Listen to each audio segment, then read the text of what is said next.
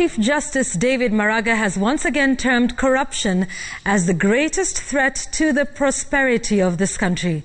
Maraga said some of the leaders entrusted with management of public resources have instead turned into agents of looting of those same resources.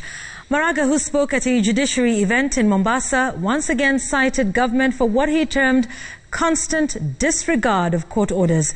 Chimtai Goin reports. Chief Justice David Maraga began his career as a judge at the Mombasa Law Courts, and today he chose this venue for his last public function as Kenya's 14th Chief Justice. Maraga is proceeding on terminal leave ahead of his retirement on the 12th of January next year. His farewell speeches have been characterized by the familiar straight talk, with Maraga training his guns on things he described as an impediment to Kenya's development. The greatest existential threat to Kenya is not even coronavirus, dangerous as it is. In my view, the greatest threat to this country is the endemic corruption that we have in this country.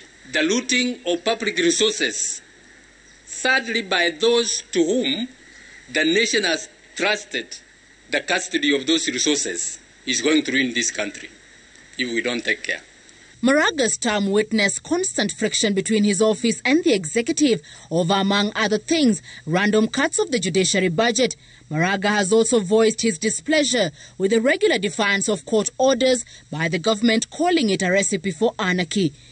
During a farewell dinner with the Mombasa Rotary Club members, Maraga made reference to the Miguna incident, where the government ignored orders to allow him back to the country.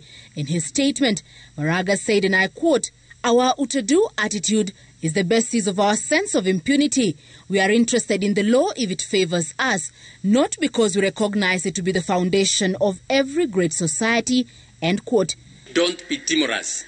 Stand up for what is right. Forget about the threats that come from those people who are opposing what we are doing. Your actions have shown that you have called sin by its name, and at one time, if people were very keen in this country, we saw the heavens almost fall because the Chief Justice and his team had chosen to stand with the truth. Expansion of the judiciary infrastructure, such as opening of new courts and reduction of the backlog of cases, are among the issues Maraga is celebrating as milestones of his tenure as Chief Justice. Some people have asked me about some threats I've had.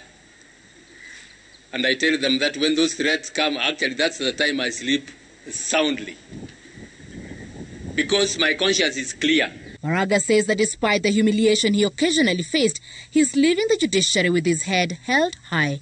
Chimtai Goin, Citizen TV.